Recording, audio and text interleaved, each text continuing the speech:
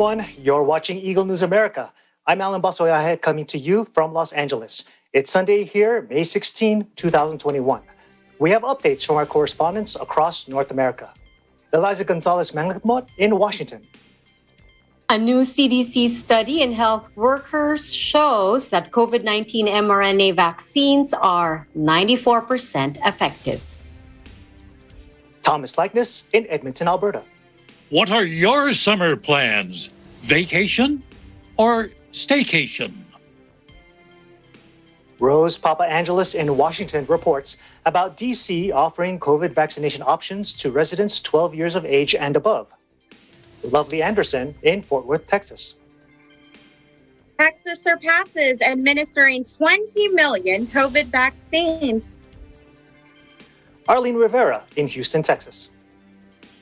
Houston to electrify city fleet vehicles and Texans to prepare for mosquitoes. Lori Jarvina in Las Vegas, Nevada. Direct flights from Hawaii's 9th island and updates on CDC travel guidelines. Maricar Borja in North Hills, California. Los Angeles continues to promote vaccination program as eligibility expands to individuals 12 and above. Bureau Chief Philip Toledo in Atlanta reports about Georgia ending the extra federal unemployment payments to the state. And for today's roundtable, we'll talk about what completes that barbecue experience. Why? Just because today is National Barbecue Day. Our coverage begins now. Permanent representatives of China, Norway, and Tunisia to the United Nations call for the UN Security Council, or UNSC, to act and speak as one after the Council held its first public meeting on nearly a week of Mideast violence that has claimed 200 lives. UNSC President and Permanent Representative of China to the United Nations, Zhang Jun, underscores the importance of political dialogue. As the Security Council President for the month of May, China will continue to push the Security Council to take prompt actions and to speak in one voice. We must take actions in ending the current crisis, especially through political dialogue. And China will continue to work closely with Norway, Tunisia, and other members to seek for the adoption of a statement by the Security Council. Norway's envoy to the United Nations, Mona Juul, pledges its support to the two-state solution. Turning to the role of the Security Council, Norway strongly believes that the Security Council should speak with one voice and send a clear message urging an immediate cessation of violence and reconfirming our support to the two-state solution. Norway will continue our dedicated effort to pursue Council action. Tunisia's UN representative, Tarek Ledeb, says silence amid the crisis is not an option. We continue to strongly believe that the Council cannot remain silent while civilians, including children, and entire families are being killed, houses being destroyed, and lives are being taken. Palestinian and Israeli leaders both appeal for support at a UN Security Council session Sunday, but little action was in sight, despite soaring violence, with China accusing the United States of obstructionism. Opening the virtual session, Secretary General Antonio Guterres called the violence utterly appalling and urged both Palestinian militants Hamas to stop firing rockets into Israel and the Jewish state to stop its massive air campaign on the Gaza Strip. The current hostilities are utterly appalling. This latest round of violence only perpetuates the cycles of death, destruction, and despair, and pushes farther to the horizon any hopes of coexistence and peace. Fighting must stop. It must stop immediately. Rockets and mortars on one side, the aerial and artillery bombardments on the other must stop. I appeal to all parties to heed this call. In Israel, violence by violent-style groups and mobs have added to a further horrendous dimension to an already deteriorating crisis. leaders on all sides have a responsibility to curb inflammatory rhetoric and calm the rising tensions. I am appalled by the attack on a refugee camp in Gaza in which 10 members of one family were killed. Humanitarian installations must be protected. Journalists must be allowed to work free of fear and harassment. The destruction of media offices in Gaza is extremely concerning. This senseless cycle of bloodshed, terror and destruction must stop immediately. Palestinian Foreign Minister Riyad al-Maliki reminds the Council to take into account Israel's influence. He also urges the Council to act soon for freedom. Israel keeps telling you, put yourself in our shoes. This is what they say all the time. Put yourself in our shoes. But Israel is not wearing shoes. It is wearing military boots. It is an occupying and a colonial power. Any assessment of the situation that fails to take into account this fundamental fact is biased. Act now to end the aggression and the assault on our people, our homes, our land. Act now so freedom can prevail, not apartheid.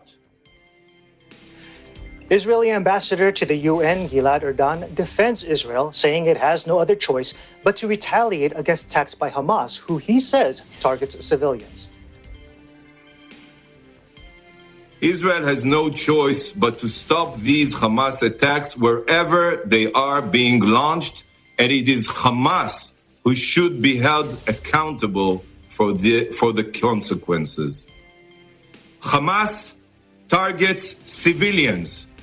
Israel targets terrorists. Israel makes every effort to avoid civilian casualties. Hamas makes every effort to increase civilian casualties. U.S. Representative to the UN, Linda Thomas-Greenfield, calls on Hamas and other Palestinian groups in Gaza to end the violence now. The United States has made clear that we are prepared to lend our support and good offices should the parties seek a ceasefire. Because we believe Israelis and Palestinians equally have a right to live in safety and security. The current violence has deprived both communities of this basic right. So it's time to end the cycle of violence. The United States calls on Hamas and other Palestinian groups in Gaza to immediately halt rocket attacks and other provocations. UK's representative to the UN, Barbara Woodward, says Israel has a right to defend itself from these acts of terrorism.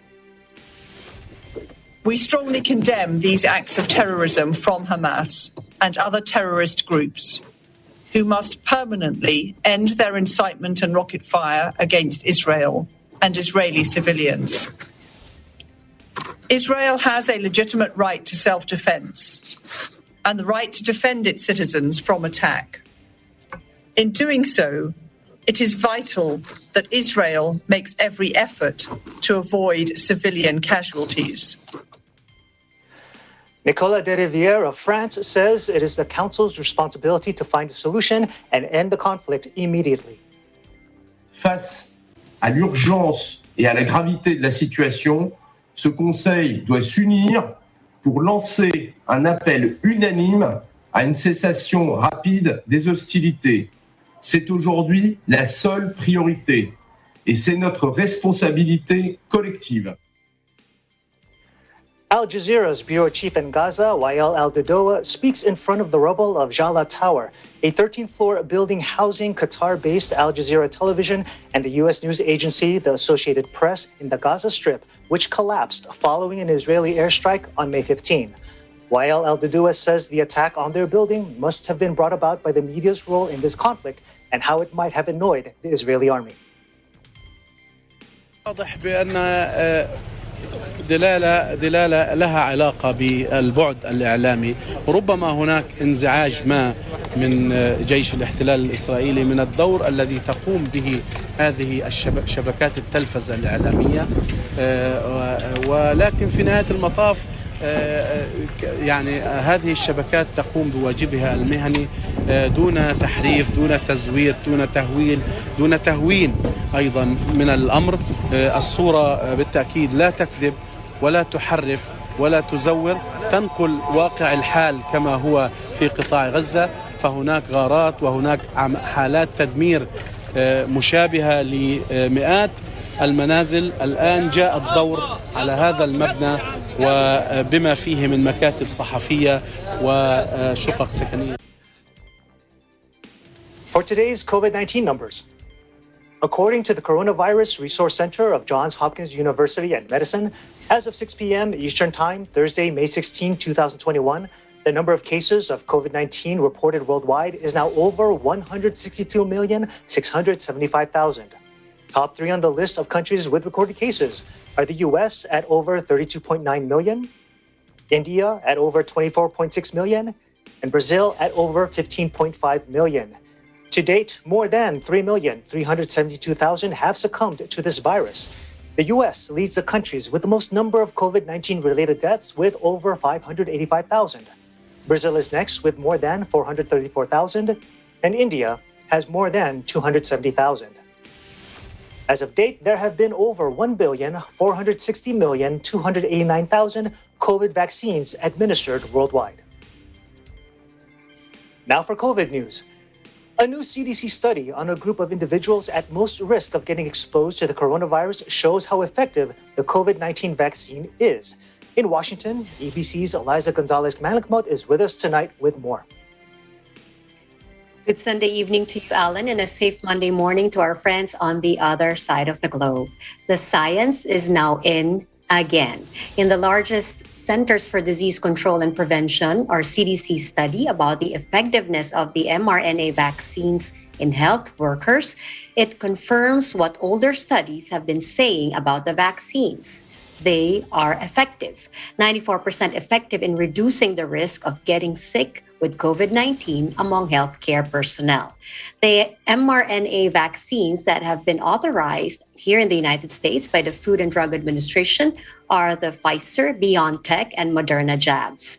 The study was conducted in a different network with a larger sample size from across a broader geographic area than in clinical trials conducted earlier this year. In short, this study was done in the real world. CDC Director Dr. Rochelle P. Walensky says this report provided the most compelling information to date that COVID-19 vaccines were performing as expected in the real world. Walensky further says the results of the study was pivotal to the CDC changing its recommendations for those who are fully vaccinated against COVID-19. In Washington, Eliza Gonzalez-Manlikmot, Eagle News. We live in interesting times. Back to you, Alan. Now, Eliza, you said it was the largest study so far, right, by the CDC. But how large and broad was the scope of this study? Now, Alan, data for this assessment come from a network covering 500,000 healthcare personnel across 33 sites in 25 U.S. states. And now this study shows 94% effectiveness among healthcare workers. Was that with 2 shots of the vaccine or just the one? No, Alan, the 94% was among healthcare personnel who were fully vaccinated. Fully vaccinated, as defined in this study, is 7 or more days after receipt of a second vaccine dose. But the study also shows an 82% efficacy rate among those who were partially vaccinated. That is 14 days after receiving a dose until 6 days after receiving dose 2. Now, these findings support CDC's recommendation that everyone should get both doses of an mRNA COVID-19 vaccine to get the most protection. Alan? Eliza, it's National Barbecue Day. Just really quickly, if you must consume barbecue, what's your barbecue of choice? Corn. Very, very well done. Healthy. Yeah, we love corn too. Well, we're going to talk a little bit more later about other things that make barbecue complete. Thank you, Alan. When we come back, updates from Alberta and Texas. This is Eagle News America. Stay with us.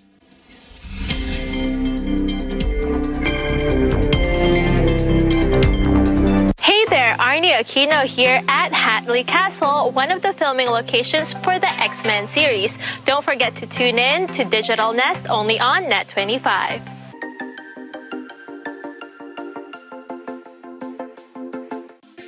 factual. We have to defeat the virus everywhere. Timely information. Balanced, not only in the country, but also abroad. I'm certain of one thing. Interviews that people need to know. Watch Aguila Pilipinas, a 1-hour newscast of reports coming from regional hubs in Luzon, Visayas, and Mindanao. Know the important updates in Asia in ASEAN in Focus.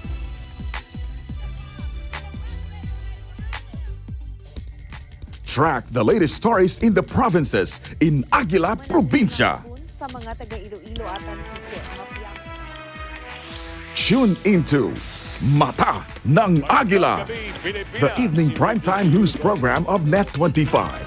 Balanced and objective, Mata ng Agila covers national and international issues, tackles news on business, health, science and technology, entertainment, sports and human interest features, and current events.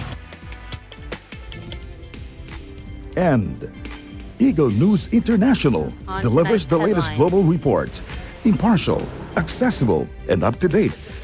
It brings to fore EBC's rich international scope and access to valuable information streams. Well, thank you to Exchange, our health outdoor track. Catch these programs on Net25. You can also watch our news programs through eaglenews.ph and Eagle News Facebook page and YouTube channel.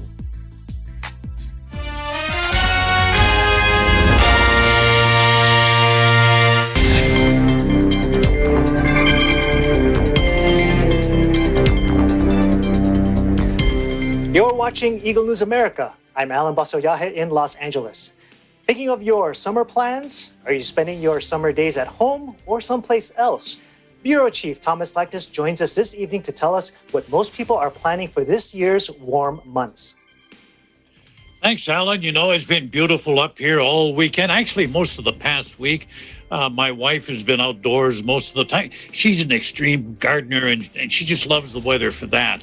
But the weather for me has me thinking about other things. Things like road trips, getting away, putting me in the frame of mind to take a summer holiday.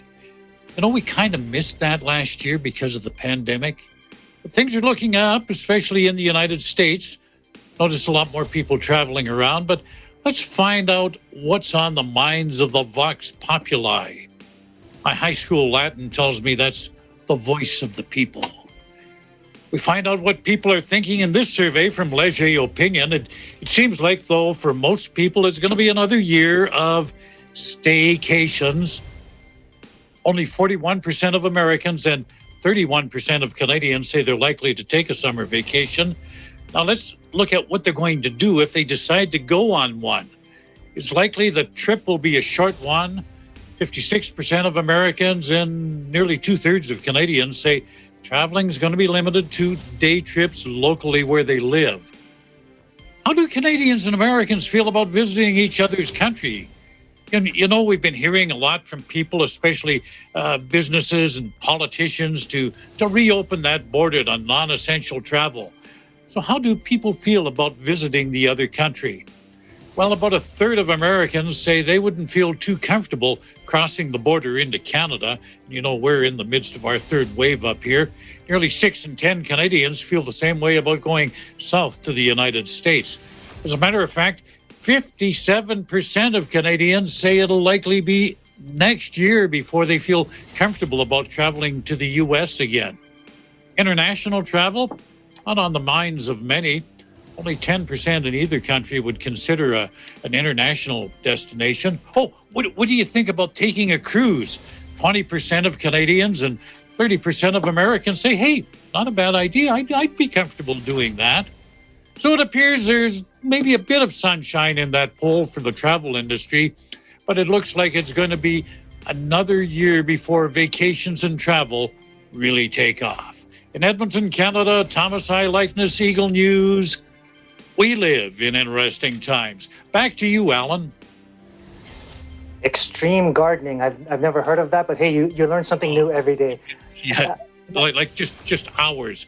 I think she spends more time in the garden than she does at her full-time job. But at least she can go ahead and do that freely, because we understand that you're actually still quite restricted up there in Canada. What's the future looking like? Well, to steal a phrase from doctors who are uncertain about the condition of the patient, we're not out of the woods yet. Our case numbers have shown some declines, but I fear compliance with restrictions is also declining. And now this is just anecdotal. I dropped by the parking lot of a big box store in Edmonton yesterday. It was packed. This retail outlet also has a seasonal garden center, and given the weather, that brought in a lot of people. I saw lots of people, despite the restrictions of keeping store occupancy at 10% of fire code capacity. I saw lots of people there, and it didn't appear to be anybody at the door keeping count of who's coming and going. And if this is going on across the province, this scares me, because in a couple of weeks, it's going to be reflected in higher case numbers. As well, with nice weather, it's only a matter of time before people are tempted to have household social gatherings despite the restriction. And in the past, those gatherings have proven to be a major driver of new cases of COVID. So it's kind of wait and see. Hopefully enough people comply and we can keep bringing those numbers down, but they're still reasonably high. Alan? Now, some assumptions are that the vaccination program there was picking up. Aren't a lot of people being immunized?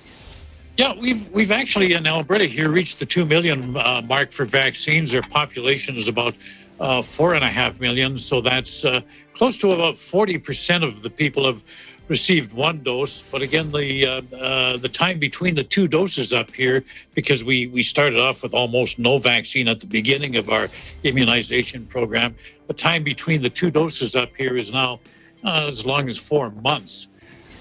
What concerns me in my province, Alberta, is we have the highest rate of vaccine hesitancy in Canada. There's that hardcore 15% who say absolutely not. Under no circumstances are they going to put that into me. But there's another 13% who say probably not, or maybe not at this time. I'm going to wait a year, see whether it's really safe.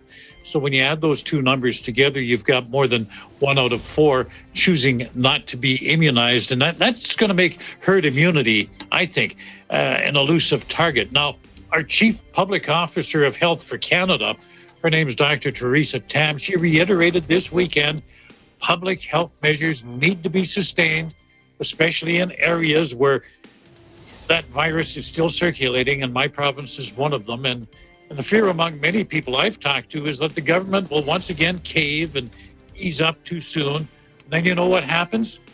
We get to do this all over again this fall. Alan? Now, how about enforcement of public health rules over there, Thomas? Well, Alberta Health Services is responding to complaints. Inspectors investigate. Police are called. They ticket people, or in serious cases, they make arrests and lay charges. But what's really sad is a report I heard on the weekend, and it comes from one of our networks up here, CTV. It's about people threatening public health workers. These people are just trying to do their job.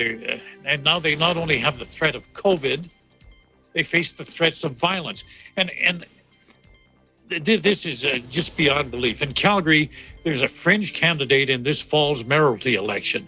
Kevin J. Johnson wants to be the mayor of Calgary, and he's actually made threats against Alberta health officials.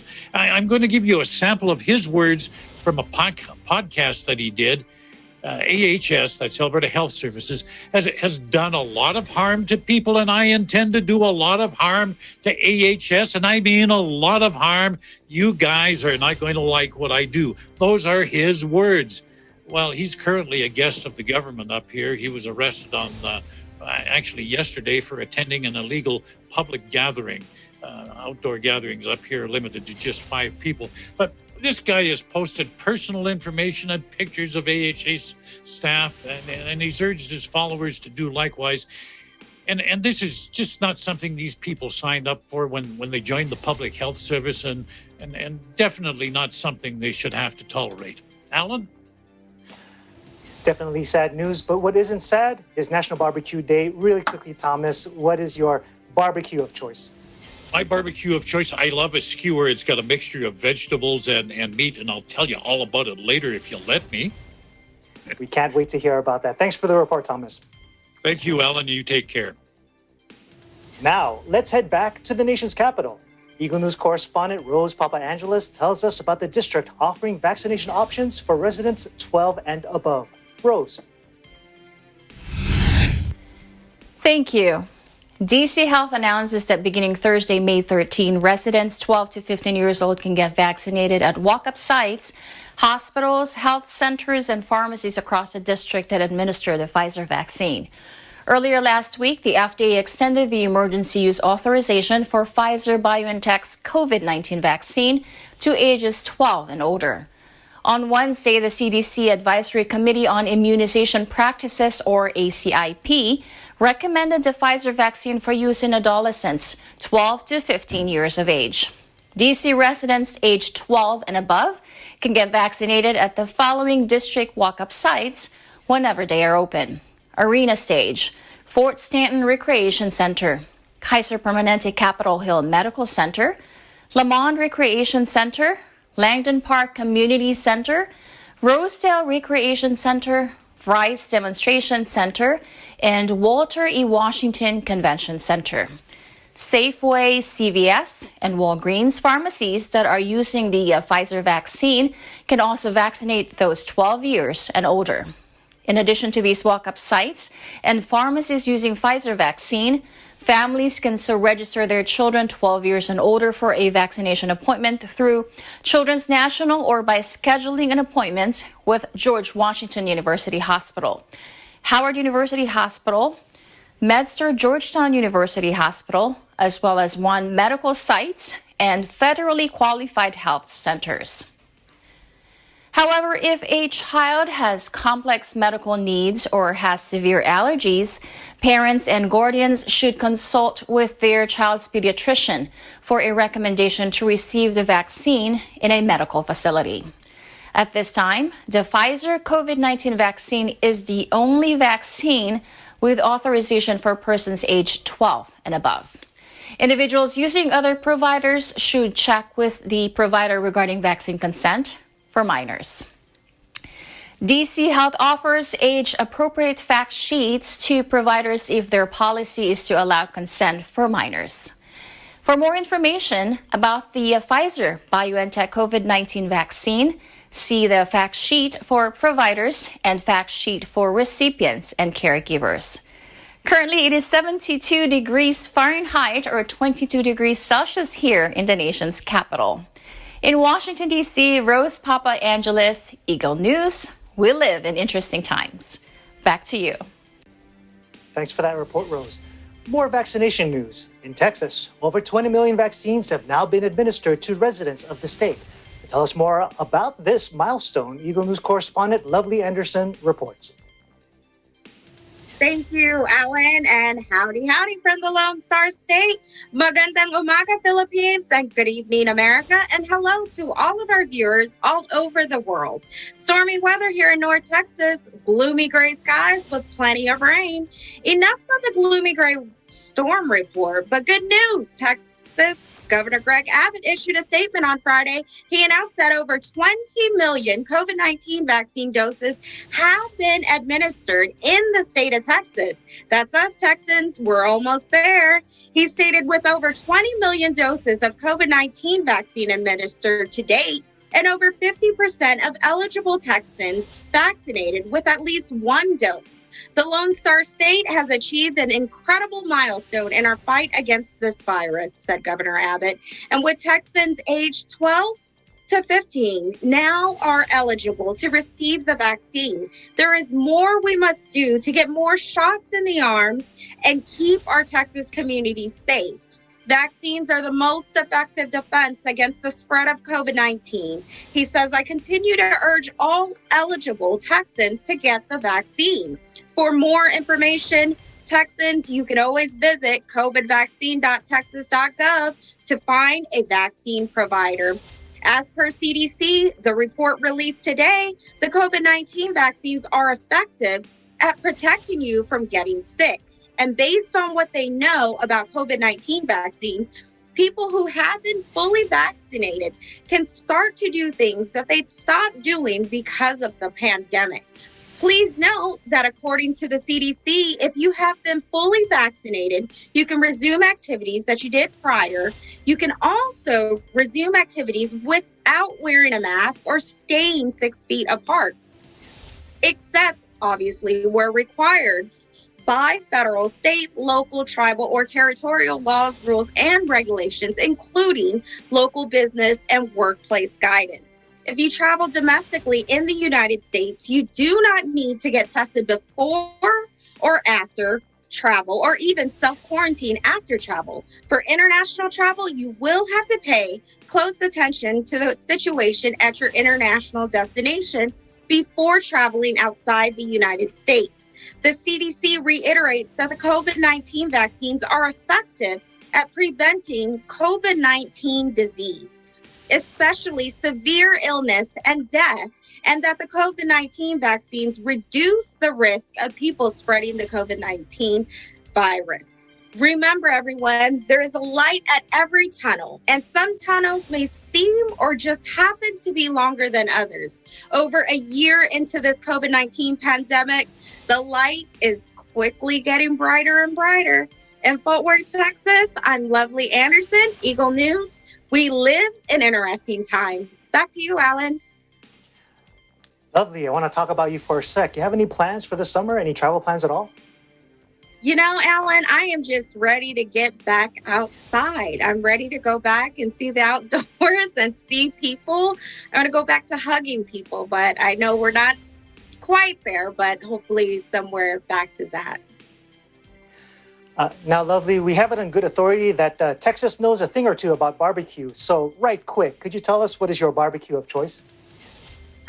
To me, it's not the barbecue of choice, but the sauce of choice. So we'll talk. I'll tell you more about that later on. Can't wait to hear it. Thank you so much for the report, Lovely. Thank you, Alan.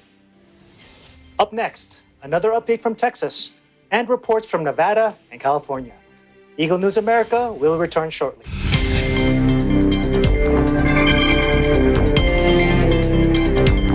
Start up your weekday mornings with edutainment, news, and information kasama ang inyong paboritong Net25 shows. Samahan ang inyong paboritong morning barkada sa Pambansang Almusal at 5 a.m. Tatalakayin mga pangunahing balita sa pagtutulungan ng Radyo Agila at Net25. Samahan si Weng de la Fuente sa Balitalakayan, 7 a.m. Saganang Mamamayan at 8 a.m. NHK World at 9 a.m. Eagle News International at 10 a.m. At mga balitang dapat niyong malaman mula sa Agila, Pilipinas at 11 a.m. This is your morning startup every weekday mornings only here on Net25. Samahan sina Wedge Kujamat, itong balitang panggising sa ulo ng mga balita. Apple David, Sa 60 katao ang isinugod sa ospital. Phoebe Publico, Economic sabotage ang mga tiwaling negosyante. at Cristel Fesalbon Pagpresyo ng gulay, makakausap natin para iatid sa inyo ang mga kaganapan at pangyayari sa bansa at sa iba't ibang panig ng mundo. Mga napapanahong isyu ng bayan. May balitang sports, entertainment at iba pang kaalaman. Simula Lunes hanggang Biyernes, alas 5 ng umaga sa paborito nyong morning show, Pambansang Almusal, dito sa Net25. Pambansang Almusal.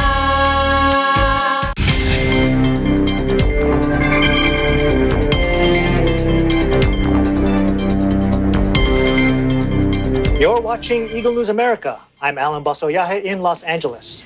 Still in Texas, the city of Houston is shifting gears as it aims to electrify the municipality's fleet vehicles. This story and more from Eagle News correspondent Arlene Rivera standing by. Thank you, Alan, and howdy from the Lone Star State. The city of Houston is going electric. On Wednesday, Mayor Sylvester Turner and the Houston City Council announced their plans to buy and install 41 electric vehicle charging stations in several city facilities. Through a partnership with Green Lots, a leading provider for electric vehicle or EV charging solutions, and a member of Shell Group, the City of Houston aims to reduce greenhouse gas emissions, improve regional air quality, and build climate resilience. Mayor Turner stated, "Today we take another step toward reaching our climate action plan goal of electrifying our city fleet vehicles." He added, "Electric vehicles can help reduce our carbon footprint, modernize our electric grid, and improve air quality." The city plans to convert around 8,000 City of Houston non-emergency light-duty municipal fleet and vehicles into electronic vehicles by 2030.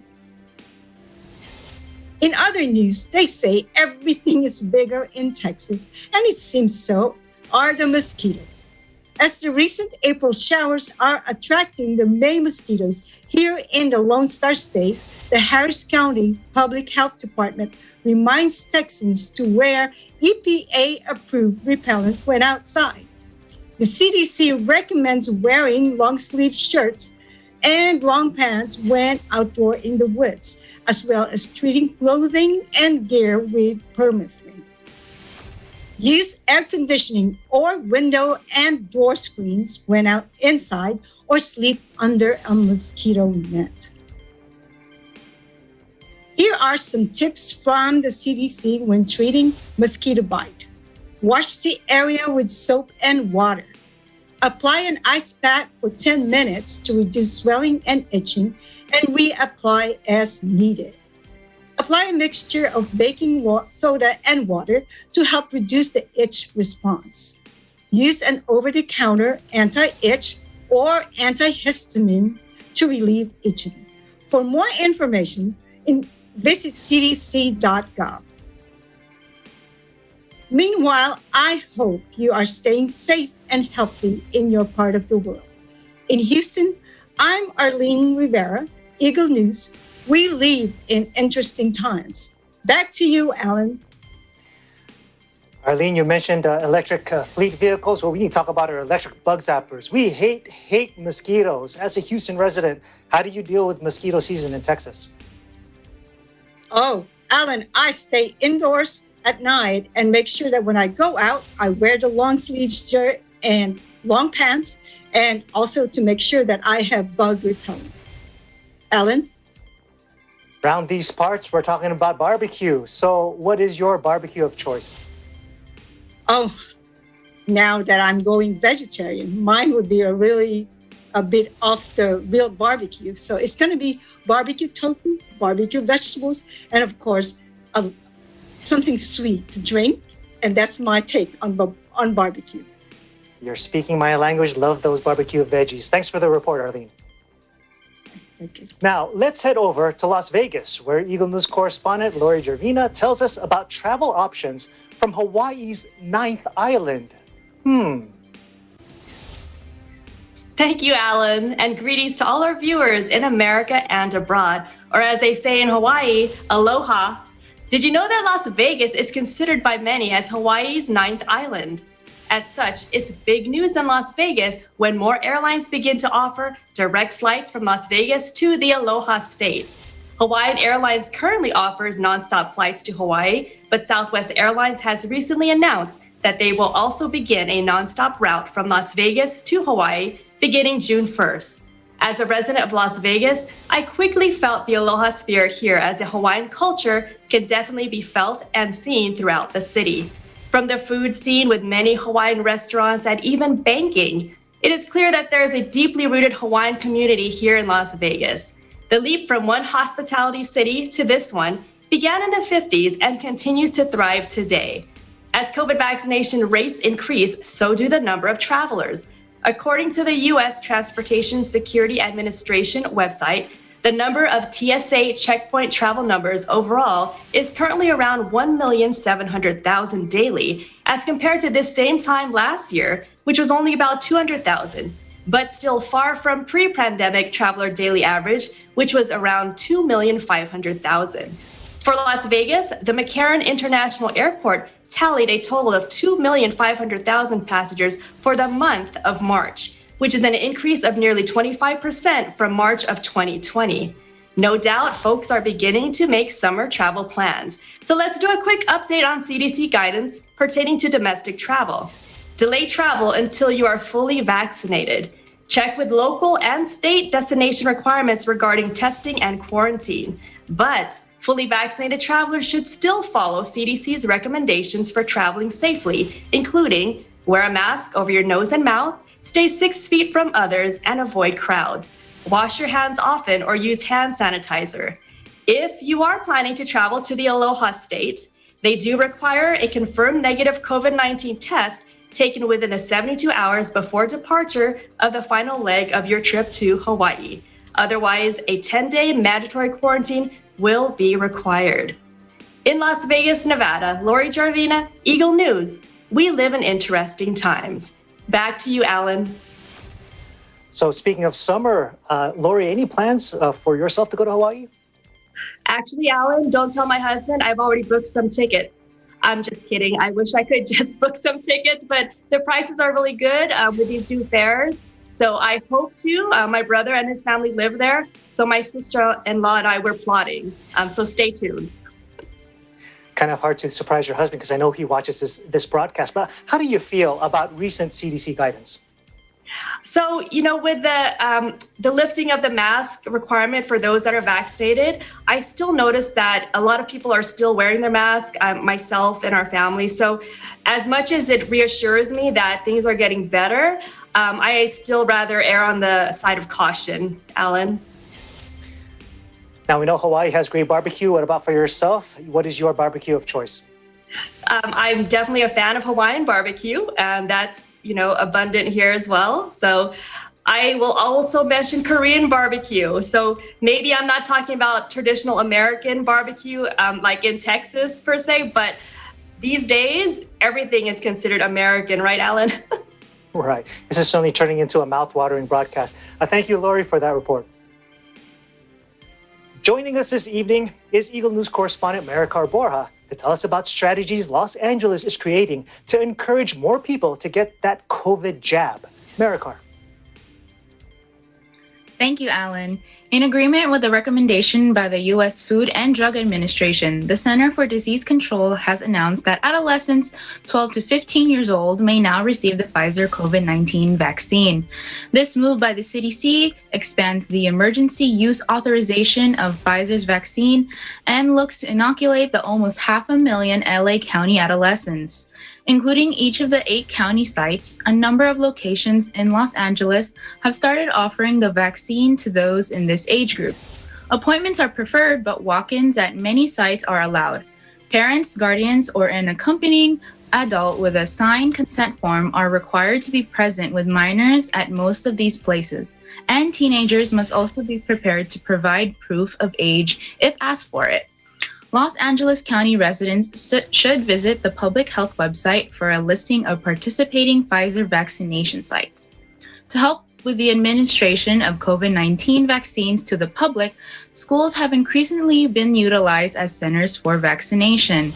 Presently, 60 schools have teamed up with the county to serve communities in Los Angeles, many of which have suffered from a high number of confirmed COVID-19 cases since the start of the pandemic. The Pfizer vaccine is already being administered to adults in 37 school clinics, and with the inclusion of 12 to 15-year-olds, these already established sites are expected to be able to offer vaccinations to young people as soon as possible. However, with more people getting back to work, the Department of Public Health anticipates that some residents are facing challenges in getting time off from their jobs to visit a vaccination site. In response to this, Public Health recommends employers and businesses to submit a COVID-19 mobile vaccine team interest form to have one of their mobile vaccine units come out to vaccinate groups of employees. This form, along with other information, can be found at www.vaccinatelacounty.com.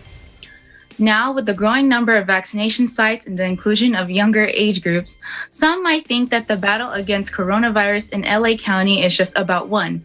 But in a statement by Public Health Director Barbara Ferrer, the equitable distribution of COVID-19 vaccinations remains their top focus. Dr. Ferrer acknowledges that celebrity influencers may have helped convince some to change their point of view when it comes to the safety and efficacy of vaccines, but insists that the greater influence comes about when an individual personally knows someone who got vaccinated. Dr. Ferrer says, you don't have to be famous to inform your friends and family to invite others to be part of this movement. To influence others' health, you just need to speak up and share. In North Hills, California, Maricar Borja, Eagle News. We live in interesting times. Back to you, Alan. Maricar, with more residents already vaccinated, is the downward trend of COVID-19 cases and deaths continuing? Today's COVID-19 numbers are in, Alan, and when it comes to daily new cases, 240 reports have been received, which is only the third lowest number in the past 7 days. But when it comes to daily deaths, due to coronavirus, only 7 deaths have been reported, which is the lowest count of fatalities in the past week, second only to 4 deaths on May 10. So hopefully new cases, deaths, and hospitalizations will continue to decline. Alan? Maricar, if someone were twisting your arm to consume barbecue, what barbecue would you be eating? Well, as a big foodie myself, my stomach does not discriminate, so very much any, from meat to vegetables to even fish, grilled fish. I'm good with any. Excellent. And later on the broadcast, we'll ask you what completes your barbecue experience. Thank you, Maricar, for that report. Up next, an update from Georgia and tonight's roundtable about what completes our barbecue experience for National Barbecue Day.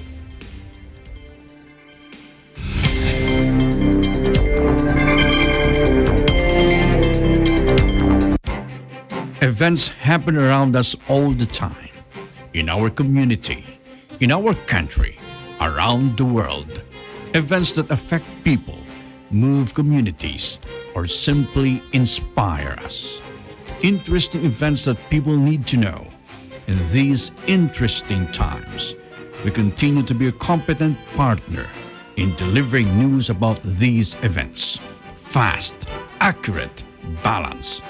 Eagle News, because we live in interesting times.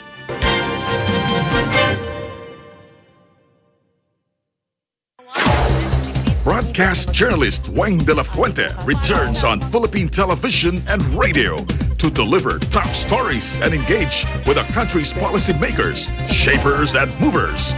Tatalakayin ang mga pangunahing balita alas 7 ng umaga mula Lunes hanggang Biyernes. Live sa teleradyo ng Net25 at Radyo Aguila DCEC 1062. Kasama si Wayne De La Fuente sa Balitalakayan.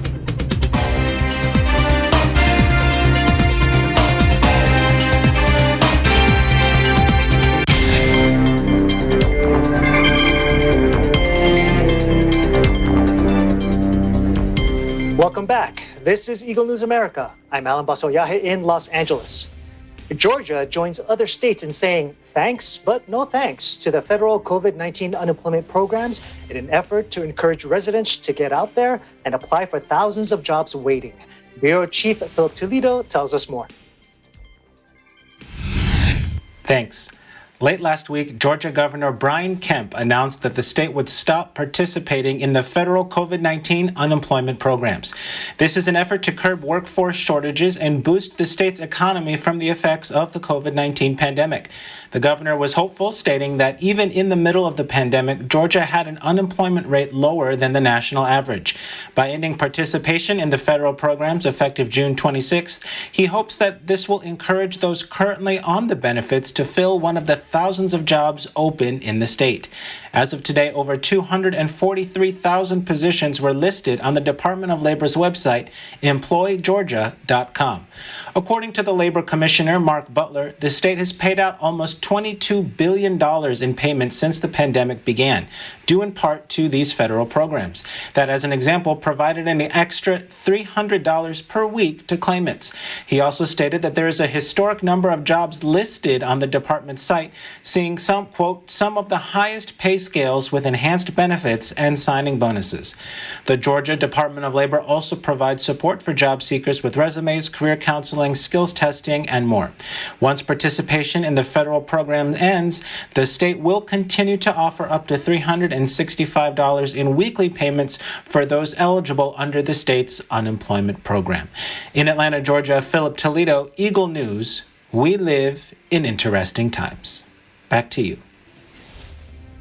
We appreciate that report, Philip, and thanks but no thanks are words that you most likely will never hear when we're talking about barbecue. And yes, we are going to be bringing back our correspondents to discuss National Barbecue Day. At this time, we want to bring our correspondents and we want to ask, what is it that makes your barbecue experience complete? Let's start off first with Eliza. Eliza, what do you have for us when it comes to completing your barbecue experience?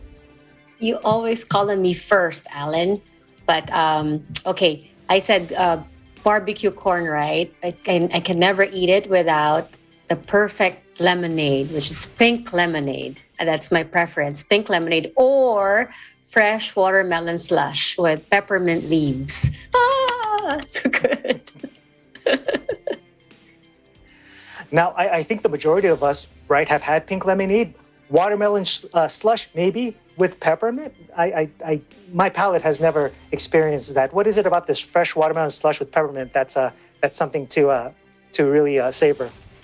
It's refreshing. It's refreshing. And imagine instead of eating that slice of watermelon, you're drinking it.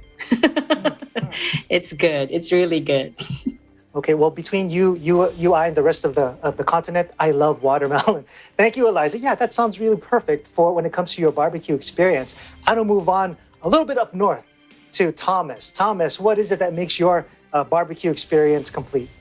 Well, it's actually not a food item because to me, a backyard barbecue, the most important thing, the people that come over to enjoy the food. Now, don't get me wrong. I love barbecued food. Love to barbecue beef, pork, chicken, salmon, vegetables. Put some of that stuff on a skewer and kind of mix it up. Make your own barbecue sauce. But to me, what makes the barbecue is the people that come over to enjoy the food. I think that's a wonderful answer. Of course, when you have friends that come over. Actually, Thomas, I'm going to give you a little bit of a insight to my answer. My answer is also very akin to yours, and so I couldn't agree with you more. You know, having the people you care about over can really complete that barbecue experience, especially if you have a pool and the big game is on. So thanks, Thomas, for sharing with us what makes your barbecue experience complete. Now I'm going to move over to a big old state, Texas. And like I said, we understand that they know a thing or two when it comes to barbecue. But we're going to ask our vegetarian correspondent from Texas, Arlene. Arlene, what completes your barbecue experience? Thank you, Alan. You know, I can agree more with Thomas. When we were talking about barbecue, I was thinking of people I haven't seen for a long time. But I have just one criteria. They have to be fully vaccinated. First and second doses has to be done, or if it's just a J&J, it has to be completed. So that is my, that's what would complete my barbecue experience. Back to you, Alan. What an excellent message. What an excellent message. Go ahead and get your vaccination. And if you do, free barbecue over at Arlene's place. It is free, right, Arlene? Or did I just insert that uninvitedly? It is free. We got a social distance, so it got to be, I guess, maybe about 5 or 6 people. I have a small backyard, so. Well, reserve one of those spaces for me and my wife, because when it comes to physical distancing, we're going to be packing our bags and traveling from California to Texas to enjoy some of that free barbecue that I just invented in your backyard, Arlene. So Awesome. Thank you so much for that. Now let's go ahead and stay in Texas. Lovely. Okay, we have your vegetarian partner over there. What about yourself? What completes your barbecue experience?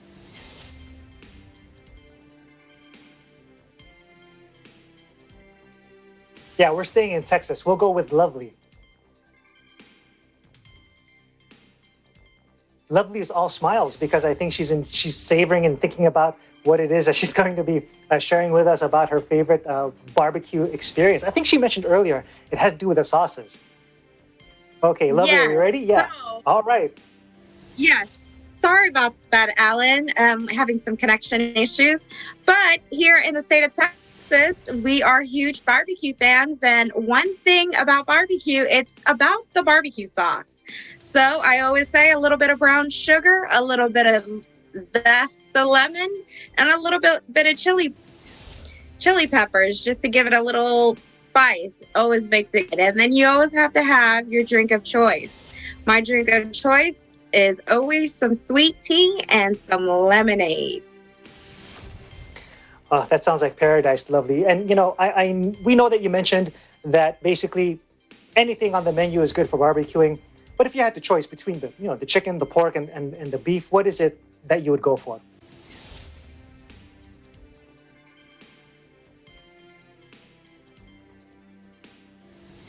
I think you still might be muted there, Lovely. I'm not quite sure. Ribs is my thing. Yes, okay, I heard sorry ribs. about that. Yes, I am a pork rib. Yes, ribs and shrimp. Oh, shrimp. Yeah, that's right. We're not even in Australia, although I heard they don't actually do that, throwing the shrimp on the barbie. Excellent, Lovely. All right, so let's move over to Hawaii, in this case, Las Vegas. We're going to talk to Lori. Lori, talk to us. What completes your barbecue experience? Yes, actually, Hawaii is on my mind. So Hawaiian barbecue is very popular here in Las Vegas.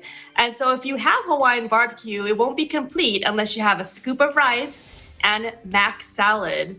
I also mentioned Korean barbecue is another favorite of mine. And to complete a Korean barbecue meal, you have to have the kimchi with it. Love, love, love kimchi. And you know what, Lori, you mentioned rice. I don't know if you'd agree with me, so I'm just going to throw it out there and feel free to either, dismantle my argument or support it. You mentioned rice. I always find the problem with rice is that if you have rice and barbecue, well, the tendency is you'll eat more barbecue to go with the rice. And if the rice is running out, you have to add more. It's sort of like an unending cycle here of eating too much when you have rice. Do you support or do you disagree with what I just said? I support rice all the way, but just have a little bit that you can just, pace yourself with a little bit of rice, but intake as much barbecue as possible. Okay, Laura, we're going to have to end our discussion because when you said pace yourself, you completely lost me. In this household, we do no pacing of any sort. Marikar, save me. You said you like to eat barbecue. What is it that makes your barbecue experience complete? Very much like what everyone has previously said. As long as I'm with my friends or even my family, my barbecue experience will definitely be perfect. Like I said, I love any kind of barbecue. So, whether it's vegetables, meat, or fish. But also, don't forget the sides. I also very much like potato salad, and very much all types of salad as far as like sides goes, like pasta salad, potato salad, like I said. Also, like regular salad as well, just to keep my mom's heart at bay about my own diet. But very much a variety of foods when it comes to the barbecue. Right. When it comes to salad, potato salad is about the only kind that I eat. Marikar and all of our correspondents, they kind of had the same kind of lingering theme, which is, I guess, people, right? People really help to make your barbecue experience complete. And just for myself and our household, it's the same over here. It's our friends and our family. When it comes to having, a meal or barbecue, it doesn't really matter what's on the menu as long as our friends and family are over. But I will tell you that for us, there's a certain, I'll just say friend, a certain type of friend that we always have to invite first. And that friend is the one that knows how to cook, because we don't know we don't know how to barbecue over here. So you know who I'm talking about. You're watching this broadcast. You always get the first invite. Our friend that knows how to barbecue well is the first one that we invite for our cookouts. And speaking of friends, we would be remiss if we didn't mention our friends in healthcare. Always at the end of our broadcast, we don't forget to recognize the efforts of our healthcare workers, first responders, and essential workers by giving them a round of applause. Let's do it, everyone. Thank you for being our heroes. The first round of barbecue is on us in Houston at Arlene's house. We appreciate you, and we appreciate all of you for watching this broadcast today. And that is today's Eagle News America. We want to thank you for joining us. I'm Alan Basoyahe. We live in interesting times.